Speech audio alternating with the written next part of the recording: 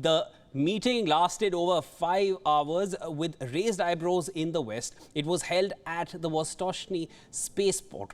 Now, it was expected to be held at Vladivostok, but this is the final location where it was held. Everything was shrouded in secrecy. Washington says it is watching the developments very closely as the North Korean leader heads back home after his first foreign visit since the pandemic broke out. And of course, guess which place he went to? It was, of course, going to be Russia.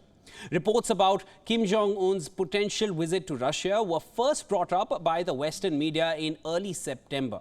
On September 11th, Moscow and Pyongyang confirmed that the North Korean leader would visit Russia, but did not specify on which date.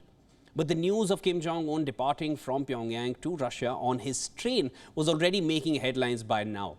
Then on the 12th of September, we're giving you essentially a timeline of how it all planned out. On September 12th, Kim Jong-un finally arrived in Russia's far eastern Primorye region. Russian Minister Alexander Kozlov welcomed him at the train station in the border city of Kazan. Russian President Vladimir Putin was already in Vladivostok by now for a summit.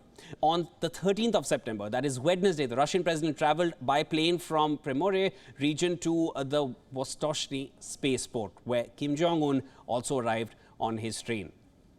Now, the two leaders met at the main entrance to the assembly and a test building where the North Korean leader thanked Putin for the invite. Putin and Kim Jong-un were then shown around the shop assembling Angara launch vehicles.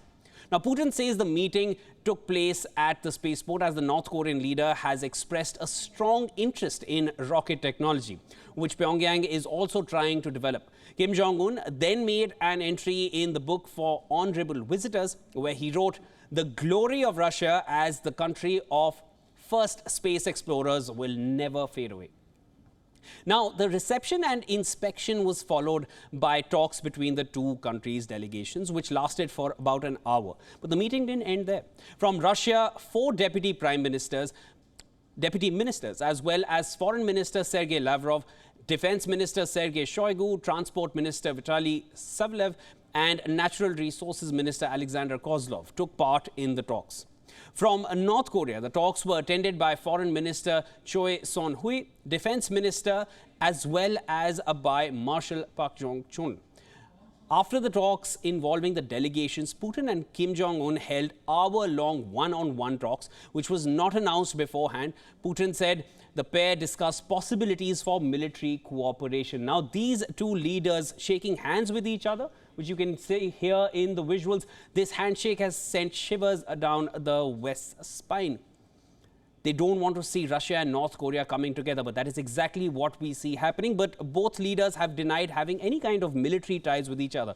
Putin also recalled the special time during which the talks were being held, which was around the 75th anniversary of North Korean independence. Putin also mentioned the assistance provided by the erstwhile Soviet Union to the Koreans in their struggle for independence. Now, this was seen as a nudge by Putin to Kim Jong-un, reminding him of what the Russia and Soviet Union have done for North Korea in the past. Now, the North Korean leader said in response that relations with Moscow are a top priority for Pyongyang.